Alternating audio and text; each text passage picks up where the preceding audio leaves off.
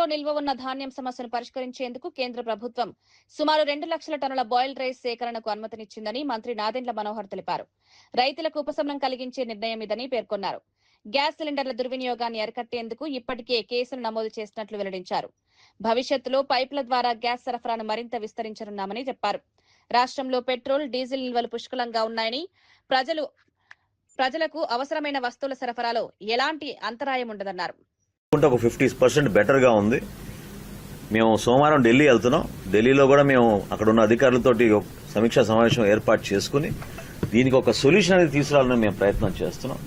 తప్పకుండా ఆల్టర్నేటివ్ ఈ గనీ బ్యాగ్స్ బదులు ఆల్టర్నేటివ్ ఏం చేయగలుగుతాం మనం ప్యాడీ ప్రొక్యూర్మెంట్ లో దానిపైన మేము అధ్యయనం చేశాం ఆల్రెడీ. కానీ ఒకసారి వాళ్ళ పర్మిషన్ కూడా తీసుకోవాలి కాబట్టి కేంద్ర ప్రభుత్వంతో మేము చర్చించిన తర్వాత ఈ సమస్య రాకుండా చూస్తాం. ఇదివరకు ఉన్నంత డిమాండ్ లేదు ఈ రోజున. ఇప్పుడు గతంలో కేరళ రాష్ట్రానికి ఎక్కువగా వెళ్లేది, ఇప్పుడు కేరళ రాష్ట్రంలో కూడా ఆ వెరైటీ ఎక్కువ వాడడం లేదు. సో అందుకనే మనకు వచ్చిన కేంద్ర ప్రభుత్వం నుంచి వచ్చిన వెసులుబాటు ఈ 2 లక్షల మెట్రిక్ టన్నుల బాయిల్డ్ రైస్ తీసుకోమని మన వెసులుబాటు ఏదైతే ఇచ్చారో అది ఖచ్చితంగా బొండాల కోసం వాడతాం.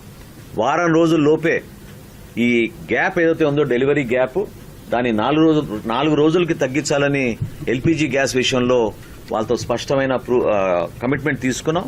అదేవిధంగా డీజిల్ విషయంలో కానివ్వండి, పెట్రోల్ విషయంలో కానివ్వండి సుమారు 21 రోజుల స్టాక్ నిల్వలు ఉన్నాయనే విషయం వాళ్ళు ప్రస్తావించారు. కాబట్టి ఎక్కడ కూడా కొరత ఉండదనే విషయం మీ ద్వారా రాష్ట్ర ప్రజలందరూ కూడా సమాచారం అందిస్తున్నాం.